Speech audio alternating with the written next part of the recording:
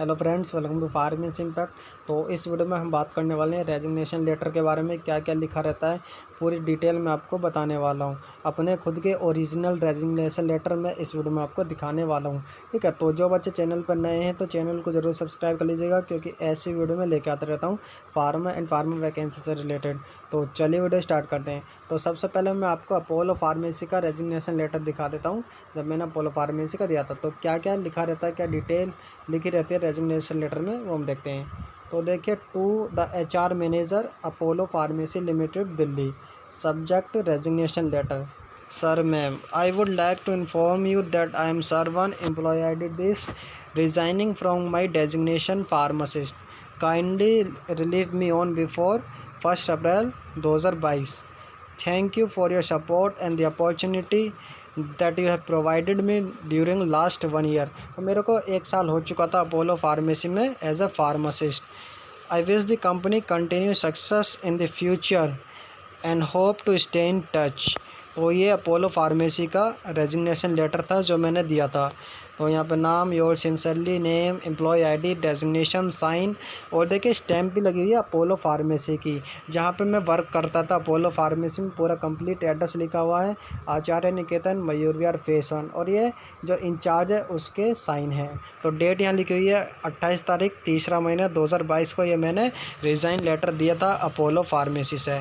ठीक है, तो एक और रिज़ाइन लेटर मैं आपको दिखा देता हूँ जहाँ मैंने वर्क किया था।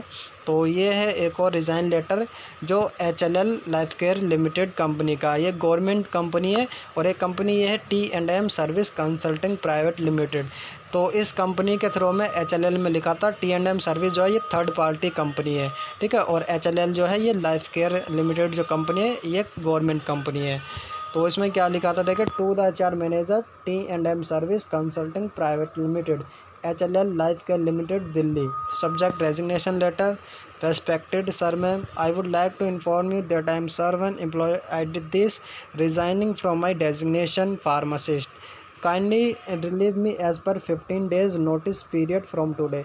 जब भी आप रेजिग्नेशन लेटर लिखते हैं तो उसमें नोटिस पीरियड देना होता है, 1 हफ्ता, 15 दिन या 1 महीने का, तो वो देना होता है। अगर आप नोटिस पीरियड नहीं देंगे तो आपकी सैलरी कट कर दी जाती है 1 महीने की या 20 दिन की। तो नेक्स्ट पॉइंट देखिए, thank you for your support and the opportunity that you have provided me. तो 4-5 महीने मैंने वर्क किया इस कंपनी में, फिर मैंने रिज़ाइन दे दिया। I wish the company continue success in the future and hope to stay in touch. ठीक है, then your sincerely name Sarvan employee at this designation pharmacist था। ठीक है, थैंक यू। और ये डेट 10 तारीख 5वां महीना 2022। तो इस डेट को मैंने रिज़ाइन दिया था इस कंपनी ने। ठीक है, जो इंचार्ज था फार्मेसी का वो इसके साइन है, और इन्होंने फॉरवर्डेड कर रखा है, तो आदित्य सर। ठीक है, तो ये रिज़ाइन मेरा अप्रूव्ड हो गया था। तो ये कुछ डिटेल लिखी रहती है रिज़ाइन लेटर में। ठीक है, ये रिज़ाइन लेटर कब दिया जाता है, जब आप किसी कंपनी को चेंज करते हैं। ठीक है, मान लीजिए आप 5 साल से किसी कंपनी में काम कर रहे हैं, ठीक है, और आपका इंक्रीमेंट नहीं हो रहा है, कोई कंपनी के अंदर ग्रोथ नहीं है, तो आप रिज़ाइन लेटर देते हैं कंपनी को चेंज करने के लिए, दूसरी कंपनी में जाने के लिए। तो इस तरह का लिखा जाता है रिज़ाइन लेटर। तो जो भी बच्चे कंपनी चेंज करना चाह रहे हैं इंक्रीमेंट के लिए, आगे बढ़ने के लिए, तो वो इस टाइप का रिज़ाइन लेटर लिख सकते हैं। बहुत ही ईजी लैंग्वेज है, अच्छा रिज़ाइन लेटर है।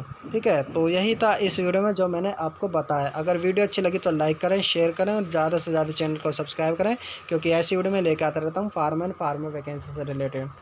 इस वीडियो में नहीं, नेक्स्ट वीडियो में जल्दी मिलूंगा ऐसे ही नए इंटरेस्टिंग टॉपिक के साथ। तब तक के लिए थैंक यू।